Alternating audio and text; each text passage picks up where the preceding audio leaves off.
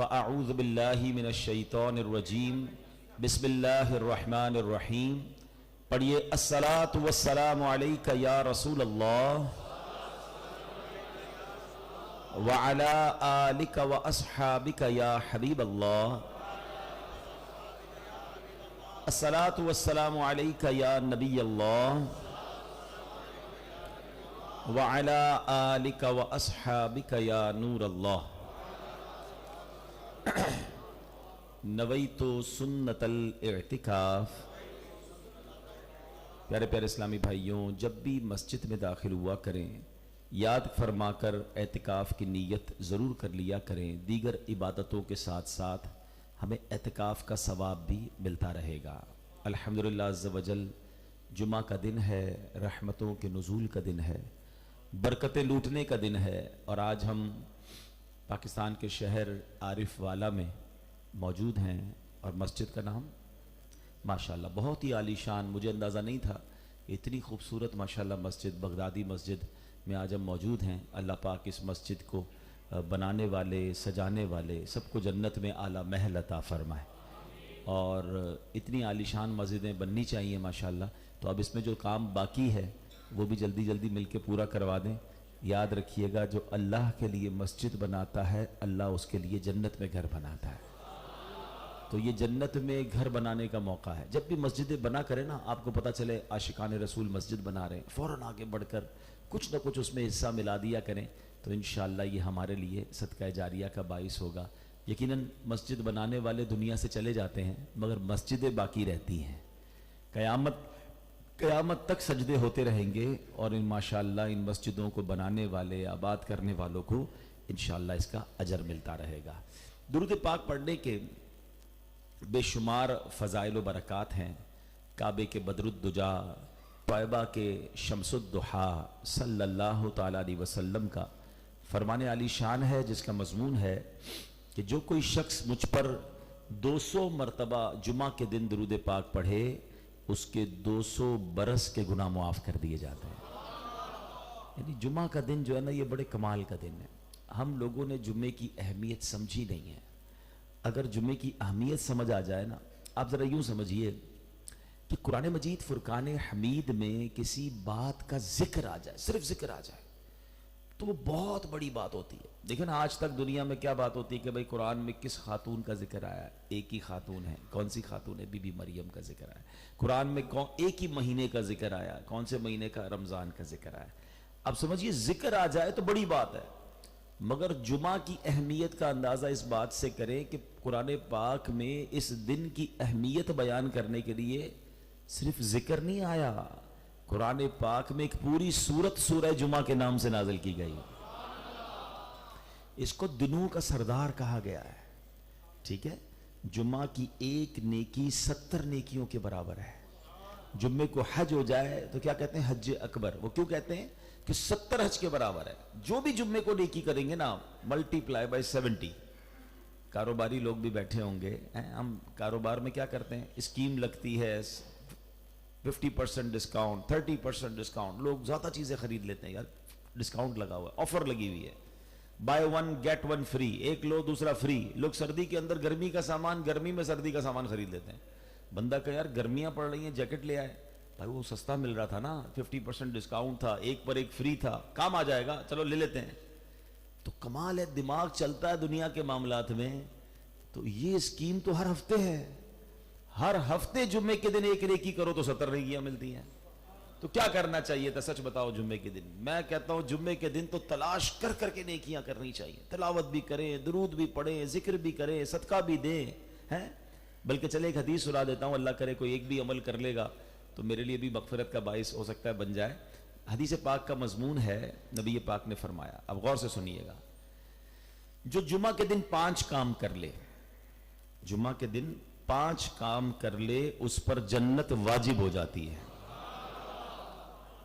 سچی بات یہ کہ بن دیکھا سودا کر لینا چاہیے کہ واقعی جنت واجب ہو جاتی ہے. پھر جو بھی 5 کاموں میں کر گزروں گا، اور کوئی مشکل بھی نہیں ہے، ہاں لمبا چوڑا خرچہ نہیں ہے آپ کا، فکر نہ کریں. 5 کام کون سے ہیں؟ آقا فرماتے جو جمعہ کے دن روزہ رکھے، جمعے کی نماز پڑھے، نکاح میں شرکت کرے، کسی مریض کی عیادت کرے، کسی جنازے میں شرکت کرے. اگر یہ 5 کام کوئی جمعہ کے دن کر لے تو اس پر جنت واجب ہو جاتی ہے. اچھا، اب شیطان تو اپنا کام کر رہا ہے نا. اب کوئی کہے گا یار یہ کیسے ہوگا، کہاں سے ہوگا یہ کام، ایک دن میں 5 چیزیں کیسے ہو سکتی ہیں. میں اس کو ایک اور انداز میں اگر بیان کر دوں کہ کوئی جمعہ کے دن یہ 5 کام کر لے تو اس کو بغدادی مسجد والوں کی طرف سے 5 لاکھ روپے ملیں گے. اب بتائیں اب ہو جائے گا؟ ارے کیوں نہیں ہوگا بھائی، پورے عارف والا میں ڈھونڈ لیں گے، نکاح بھی ڈھونڈ لیں گے، جنازہ بھی بڑے عارف والا چھوڑے، پاک پتن جانا پڑا ادھر بھی چلے جائیں گے. 5 لاکھ روپے 5 کام کرنے پر. ہم ایسے لوگ ہیں. میرے نبی فرما رہے ہیں جنت واجب ہو جاتی ہے. تو کیا زندگی میں ایک جمعہ ایسا نہیں کر سکتے ہم پلان کر کے؟ بعض اوقات ہوتا ہے ہمیں جمعے کو کہیں نکاح کی دعوت ہوتی ہے. میں آپ کو مشورہ دیتا ہوں، الحمدللہ ایک پریکٹس کی ہے اس لیے سمجھا رہا ہوں آپ کو، کہ کبھی کبھی آپ کو پتہ چل جاتا ہے کہ یار جمعے کے دن مجھے نکاح میں شرکت کرنی. بندہ کہ یار روزہ میں رکھ لیتا ہوں، جمعے کی نماز تو پڑھوں گا ہی، نکاح میں شرکت، 3 کام تو ہو گئے. مریض ڈھونڈنا تو مسئلہ ہی کوئی نہیں، ہمارے گھروں میں مریض ہوتے ہیں. تو آپ بتائیں نا پھر کیوں نہ نیکیاں کرنی چاہیے. اور ہمارے اسلاف، ہمارے صحابہ کو ایسے ہی نیکیوں کا شوق تھا. کچھ لوگوں کو کام کاج اور کاروبار اور دنیا کا شوق ہے، انہیں نیکیوں کا کیسا شوق تھا کہ حضرت عثمان غنی رضی اللہ تعالیٰ کو جیسے ہی پتہ چلتا تھا نا کہ فلاں کام میں اتنی بڑی ثواب ہے، اتنی بڑی نیکی ہے، کیسے لپک کر اس نیکی کو لیتے تھے. سرکار دو عالم علیہ الصلوۃ والسلام جب مسلمان مکے سے مدینے ہجرت کر کر گئے تو وہاں پانی کی ضرورت تھی، پانی نہیں تھا.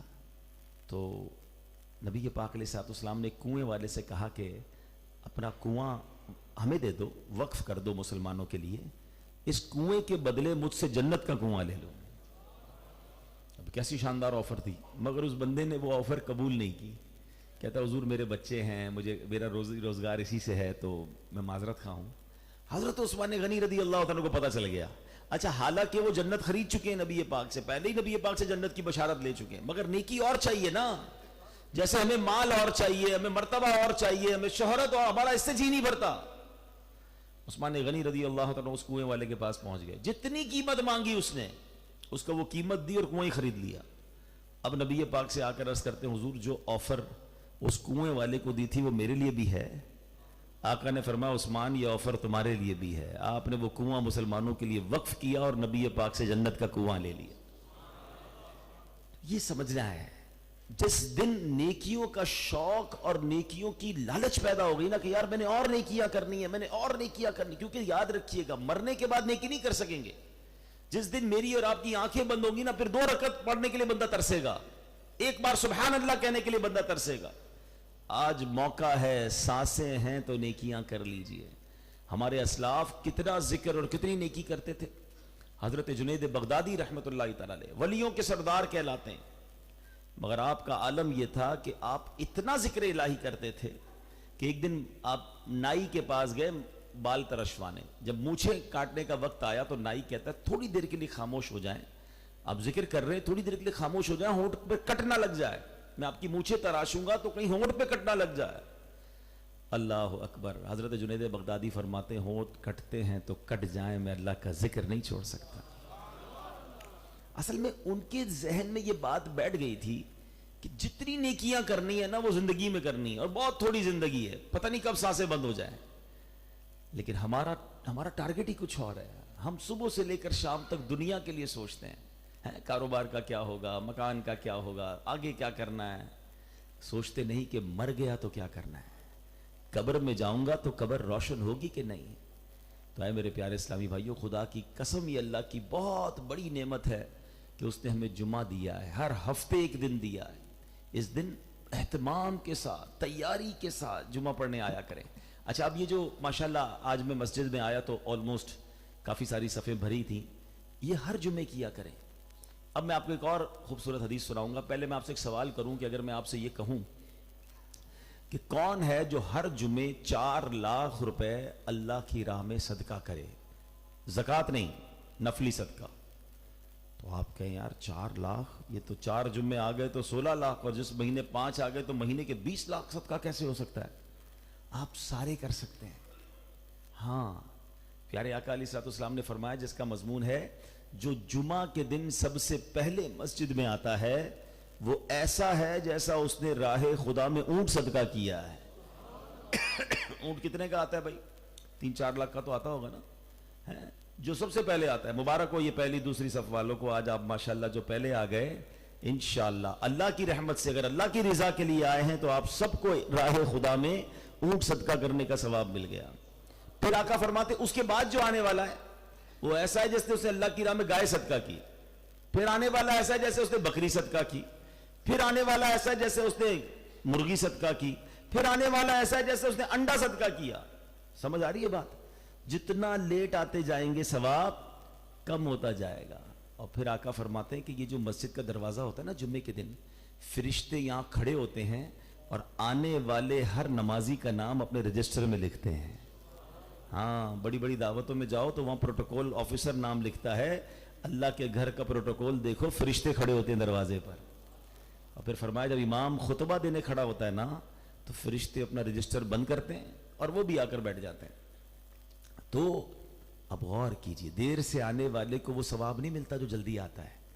تو اب وہی والی بات دوبارہ آپ کو لگتا ہوگا یہ کیوں ایسی بات کرتے, تاکہ کچھ تو دل پر چوٹ لگے نا, کہ اگر بغدادی مسجد والے یہ اعلان کر دیں کہ جناب جمعے کے دن پہلی صف میں جتنے لوگ ہوں گے سب کو 50-50 ہزار میں ملیں گے, دوسری صف والوں کو 20-20 ہزار ملیں گے, تیسری صف والے کو 10 ہزار ملیں گے. اب بتاؤ کیا حال ہوگا؟ صبح 10 بجے سے باہر مسجد کے باہر لائن لگی ہوئی ہوگی, دروازہ کھلنے سے پہلے لوگ کھڑے ہوں گے کہ یار پہلی صف پکڑنی ہے, 50 ہزار روپے ملیں گے. او اللہ کے بندو, دنیا کا مال کیا بیچتا ہے؟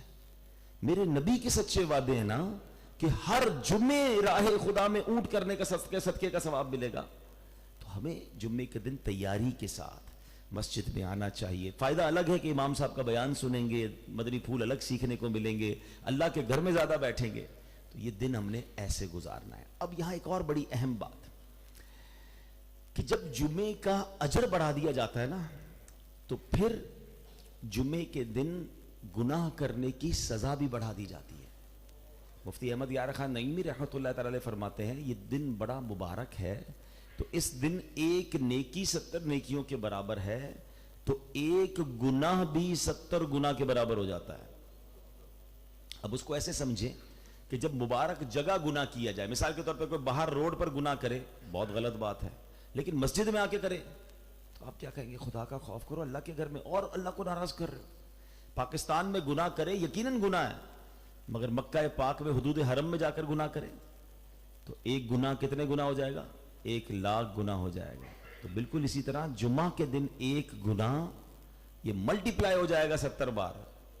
اچھا, اب میں ایک میرا کبھی کبھی دل جلتا ہے جب میں پاکستان کے ان شہروں میں جاتا ہوں جہاں جمعے کو چھٹی ہوتی ہے. یہاں بھی جمعے کو چھٹی ہے, تعطیل جمعے کو ہوتی ہے, مارکیٹیں وغیرہ بند. اچھا, یہ جمعے کی چھٹی کیوں ہوئی تھی؟ یہ جمعے کی چھٹی ہوئی تھی کہ جناب جمعے کو لوگ عبادت کریں, جمعے کو جمعے کی نماز کی تیاری کریں, اس لیے جمعے کی چھٹی ہوئی تھی نا. کئی علاقوں میں اب بھی ہے, بہت اچھی بات ہے, مگر ہوا یہ ہے کہ جہاں جہاں جمعے کی چھٹی ہے نا, افسوس کے ساتھ کہہ رہا ہوں, دیکھا یہ گیا وہاں جمعے کے دن زیادہ گناہ ہوتے ہیں, کیونکہ وہ چھٹی کا دن ہو گیا. جمعرات کی رات جو دعاؤں کی رات تھی, جو ذکر کی رات تھی, جو مانگنے کی رات تھی, وہ بن گئی ویکنڈ نائٹ. یہ ان ملکوں والوں سے بھی میں بات کر رہا ہوں کہ جہاں جمعے کی چھٹی ہے مسلمان ممالک میں, حالانکہ بڑا اچھا کام ہے جمعے کی چھٹی تاکہ لوگ خوب عبادت کرتے, مگر تھرسڈے نائٹ زیادہ گناہ ہو رہے ہیں. فلمیں, ڈرامے, گانے باجے, ڈھول تماشے, جمعے کے دن زیادہ جناب پلان بنتے ہیں غلط کاموں کے, کہ چھٹی کا دن ہے نا. یہ نہ کریں.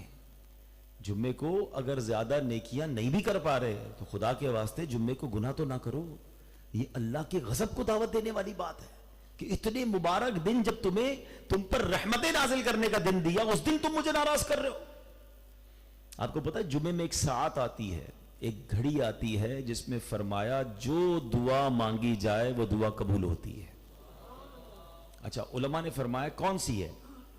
اب اس میں 2 روایت ہیں. جب امام خطبے کے لیے کھڑا ہوتا ہے, خطبے کے لیے کھڑا ہونے سے لے کر امام کے خطبے ختم کرنے تک جو 2 خطبوں میں درمیان وقت آتا ہے نا, تو وہ بڑا کمال کا وقت ہوتا ہے. اب اس میں ہاتھ اٹھا کر یا زبان سے دعا نہیں مانگنی ہوتی, دل ہی دل میں جو بھی آپ کی تمنائیں ہیں نا, سبحان اللہ. ہم نے امیر اہل سنت کو دیکھا یا نگران شورا کے بارے میں میں نے سنا کہ یہ کیا کرتے ہیں, اپنی وہ دعائیں نا خاص ریڈی رکھتے ہیں کہ اب میں نے جمعے کو خطبے کے دوران مانگنی ہے. جو آپ کا خاص مسئلہ ہے, خاص دعا ہے, ذہن میں پہلے سے تیار کہ یار یہ وقت آ رہا ہے, میں نے اسی وقت میں یہ دعا مانگ لینی ہے. خاص قبولیت کا گھڑی ہے. دوسری فرمایا کہ جب غروب آفتاب ہوتا ہے جمعے کے دن مغرب سے تھوڑا پہلے، یعنی کوشش کیا کریں کہ جمعے کے دن عصر سے مغرب مسجد میں بیٹھ جایا کریں. اگر نہیں بیٹھ سکتے تو جہاں بھی ہے نا مغرب سے 5-10 منٹ پہلے اپنے آپ کو فری کر لیں ہر جمعے کو، کیونکہ یہ خاص غروب آفتاب سے پہلے 5-10 منٹ جو ہے نا یہ خاص قبولیت دعا کے وقت ہے. تو یہ 2 اوقات جمعے میں مس نہ کیا کریں، دعائیں کریں. جو بھی آپ کی مشکل ہے، پریشانی ہے، تو کہنے کا مقصد یہ ہے پیارے اسلامی بھائیوں، اتنا مبارک دن ہے، اتنا مبارک دن ہے اور ہم اس مبارک دن کی قدر نہیں کرتے. آج نیت کریں سارے اسلامی بھائی کہ انشاءاللہ جمعے کو خاص کثرت سے درود پاک پڑھیں گے انشاءاللہ. اچھا، جن کے والدین چلے گئے ہیں والدین کی قبر پر جائیں جمعے کو، اور وہاں جا کر بچہ اگر اپنے ماں باپ کی قبر پر جا کر جمعہ کے دن سورہ یاسین پڑھتا ہے، اللہ پاک پڑھنے والے کی بھی مغفرت فرما دیتا ہے. ماں باپ کو تو برکت ملے گی، پڑھنے والے کا بھی کام ہو جاتا ہے. تو جایا کریں، بھول نہ جائیں. کئی لوگ تو قبرستان جاتے ہی نہیں اپنے ماں باپ کی قبر پر ہیں. تھوڑا عرصہ پہلے ایک صاحب مجھے ملے، کہتے مجھے قبرستان میں ایک نوجوان ملا، بڑا پریشان تھا. میں نے کہا کیوں آئے ہو، کیوں پریشان ہو؟ کہتا ہے ابو کی قبر کہاں ہے، قبر نہیں مل رہی ہے. کہ کیوں؟ کہ کئی سالوں بعد آیا ہوں، بھول گیا ہوں والد کی قبر کہاں ہے. ہائے ہائے ہائے، یہ حال ہو گیا ہماری نسلوں کا. ماں باپ کے بعد زندگی میں بھی ماں باپ کی خدمت کو تیار نہیں ہے اور مرنے کے بعد قبرستان آنے کو تیار نہیں ہے. اس سے ایک اور بات بھی سیکھنے کو، 2 باتیں سیکھنے کو ملتی ہیں کہ پہلے تو میں یہ کوشش کروں کہ میری اولاد کو ایسا بنا دوں، ایسی تربیت دوں کہ میرے مرنے کے بعد میری اولاد میرے لیے صدقہ جاریہ کا باعث بنے. وہ کہتے ہیں نا بچے کو نمازی بنا دو. آپ کچھ اور نہیں کر سکتے نا، آپ خود 5 وقت کے نمازی بن جائیں اور اپنے بچے کو 5 وقت کا نمازی بنا دیں. اگر وہ صرف نمازی بنا دیا نا ہم نے اپنے اولاد کو، تو ہر نماز میں فجر، ظہر، عصر، مغرب، عشاء جب وہ قاعدہ آخرہ میں بیٹھے گا، وضو کی حالت میں ہوگا، قبلہ رو ہوگا اور دعا کیا کرے گا؟ ربنا اغفر لی ولوالدی وللمؤمنین یوم یقوم الحساب. جو باپ قبر میں ہے اس کا بیٹا صبح سے لے کر شام تک اس کے لیے دعائیں کر رہا ہے. نمازی نے بنایا بچے کو، ہم نے تو کمپیوٹر انجینئر بنایا، ہم نے تو انگلش سکھائی، ہم نے فلاں کالج یونیورسٹی. میں نہیں کہتا نہ پڑھاؤ، پڑھائیے شرعی تقاضوں کے مطابق جتنا پڑھانا ہے پڑھائیے، لیکن مسلمان تو مضبوط بنائیے نا، نمازی تو بنائیے، قرآن تو سکھائیے. میرا اور آپ کا بیٹا گوگل یاہو کھول کر تو ایصال ثواب نہیں کرے گا نا، وہ قرآن پڑھ کر ایصال ثواب کرے گا. ہم قرآن ہی نہیں پڑھاتے، بچوں کو دین ہی نہیں سکھا رہے، ان کو دین کی طرف لا نہیں پا رہے کیونکہ خود نہیں آ رہے. بچے ہماری وجہ سے آئیں گے، ہم بدلیں گے تو بچے بدلیں گے نا. وہ والد کو دیکھتے، والد خود جمعے کی نماز پڑھتے ہوئے مجھے کیا ضرورت ہے باقی 5 ٹائم نماز پڑھنے کی. نہیں میرے پیارے اسلامی بھائی، ایسی اولاد چھوڑ کر جانی ہے. پتہ باپ کا حق کیا ہے؟ کہ بیٹا باپ کا جنازہ پڑھائے. کیا ایسا خوش نصیب باپ ہے کہ جس کا جنازہ اس کا بیٹا پڑھائے. مگر کیا ایسا بیٹا بنایا ہم نے کہ میرے مرنے کے بعد میرا بیٹا مجھے غسل دے، کفن دے، جنازہ پڑھائے. بچے کو تو خود نماز پڑھنا نہیں آتی، جنازہ کیسے پڑھائے گا؟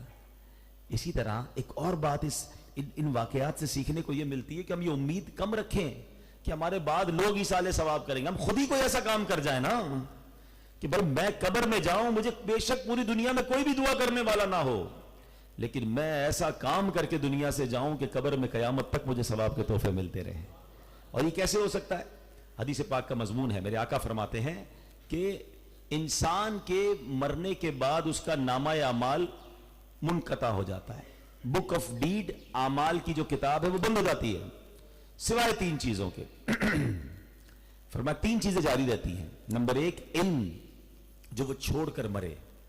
اب علم کیا ہوتا ہے؟ جو علماء ہوتے ہیں مبارک ہو انہیں، وہ کتابیں لکھ کے جاتے ہیں، وہ طلبہ چھوڑ کے جاتے ہیں، ان کی کتابیں باقی رہتی ہیں، ان کے طلبہ آگے دین سکھاتے رہتے ہیں، یہ ان کے لیے صدقہ جاریہ ہوتا ہے.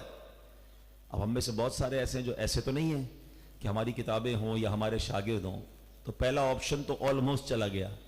دوسرا، نبی پاک فرماتے ہیں کہ نیک اولاد جو ماں باپ کے لیے دعائے مغفرت کرے. تو یہ مرنے کے بعد بھی بچوں کی نیکیاں ماں باپ کو پہنچتی ہیں، تو نیک اولاد بنائیں. لیکن جو تیسرا کام ہے نا وہ ان تینوں سے آسان ہے. وہ کیا آقا نے فرمایا؟ صدقہ جاریہ. کہ بندہ کو زندگی میں ایسا کام کر جائے کہ اس کو قبر میں تحفے ملتے رہیں. اب اس کے بعد کیوں نہیں سوچتے کہ قبر میں کچھ بھی لے کے نہیں جاؤں گا، وہاں کے لیے یہی کچھ کرنا ہے جو قبر میں مجھے قیامت تک کام آتا رہے. تو اے میرے پیارے اسلامی بھائیوں، اگر ان تینوں چیزوں کو دیکھیں نا تو ان تینوں چیزوں میں دعوت اسلامی شاندار کردار ادا کر رہی ہے. پہلا کیا فرمایا نبی پاک نے؟ علم.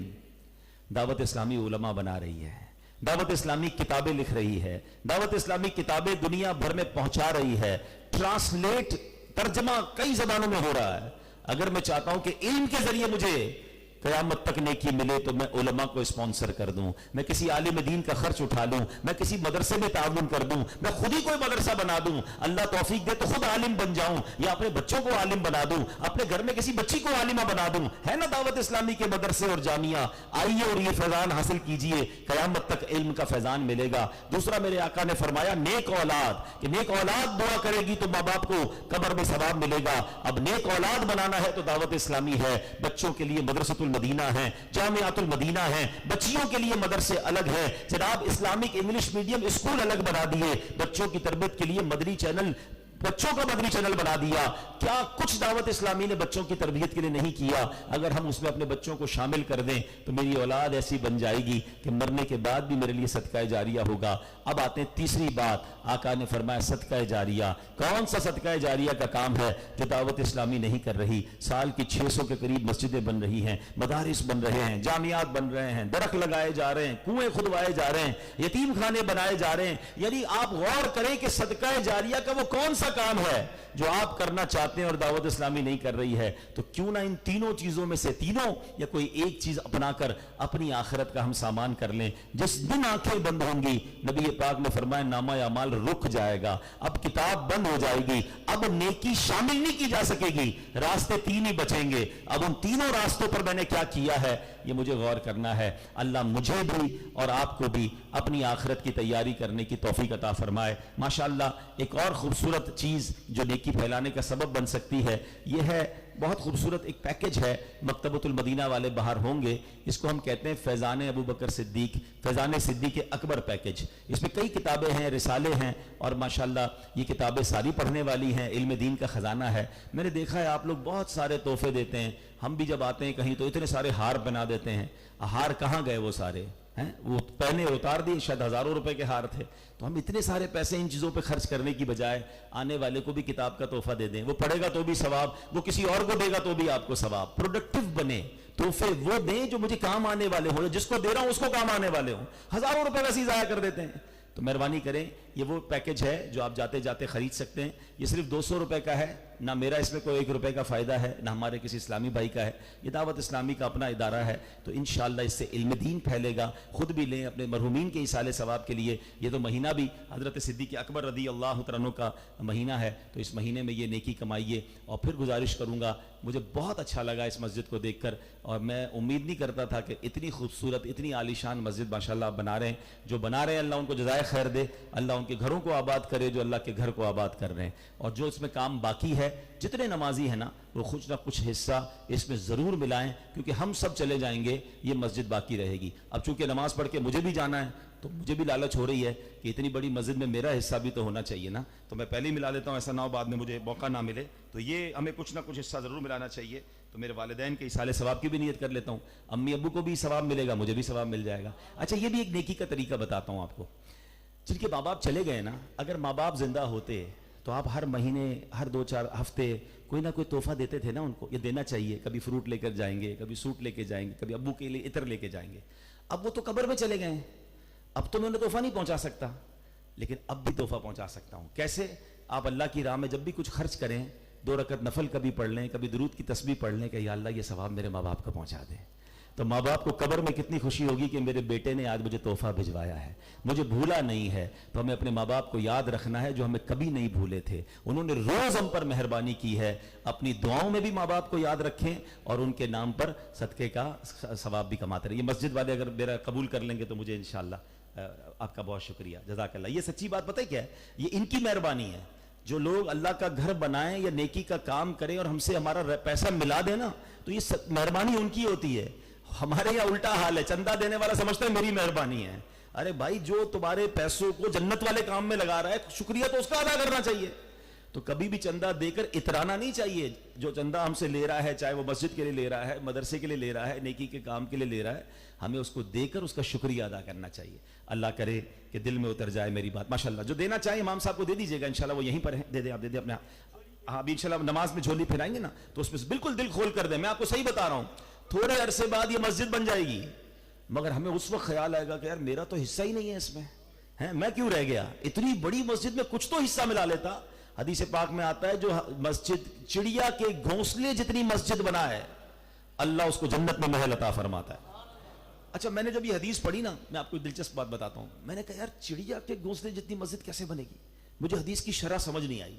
میں نے ہمارے مفسر قرآن شیخ الحدیث مفتی قاسم صاحب کو کال کیا, میں نے کہا مفتی صاحب یہ اس حدیث کا مطلب تو سمجھائیں, چڑیا کے گھونسلے جتنی مسجد کہاں سے بنتی ہے. اللہ اکبر. دیکھو نا, ہر چیز اگر خود ہی سمجھ لیں تو پھر علماء کی ضرورت نہیں ہے, علماء کے بغیر کچھ بھی نہیں ہوتا. ہاں یہ علماء ہیں جو میں صحیح راستہ بتاتے ہیں. میں نے مفتی صاحب کو فون کیا, وہ فرماتے ہیں اس کا مطلب یہ ہے کہ کوئی چڑیا کے گھونسلے جتنا بھی حصہ مسجد میں ملا دے اللہ اس کو بھی جنت میں گھر عطا فرمائے. یہ میرے رب کے خزانے ہیں. تو ایک اینٹ بھی لگا دے گا نا کوئی, اس کے بارے نہیں آ رہے ہیں, تو یقین کریں جدھر آپ کو موقع لگے نا, کبھی ادھر حصہ کبھی ادھر حصہ. اگر آپ کو کوئی کہ 10 جگہ 10 شہروں میں آپ کا کاروبار کھل سکتا ہے, 10 شہروں میں فیکٹری لگ سکتی ہے, بندہ کا کمال ہے. رہتا عارف والا میں ہوں, لاہور میں بھی فیکٹری, کراچی میں بھی فیکٹری, بلوچستان میں بھی فیکٹری, میں تو بڑا آدمی ہو گیا. آؤ نا دعوت اسلامی والوں کا ساتھ دو, انشاءاللہ پوری دنیا میں آپ کی ثواب کی فیکٹریاں لگا دیں گے انشاءاللہ. سب جگہ تھوڑا تھوڑا حصہ ملا دیں, سب جگہ سے ثواب آ جائے گا. اصل چیز ذہن بننے کی ہے, پیسہ کمانے کے ذہن ہے, نیکیاں کمانے کا جس دن آپ کا ذہن بن گیا نا اس دن مزے کو مزہ آ جائے گا. اللہ پاک ہم سب کو دل و جان سے اپنی دعوت اسلامی کی خدمت کرنے کی توفیق عطا فرمائے, اور آج کے دن کی برکتیں ہم سب کو نصیب فرمائے. آمین بجاہ النبی الامین صلی اللہ تعالی علیہ وسلم.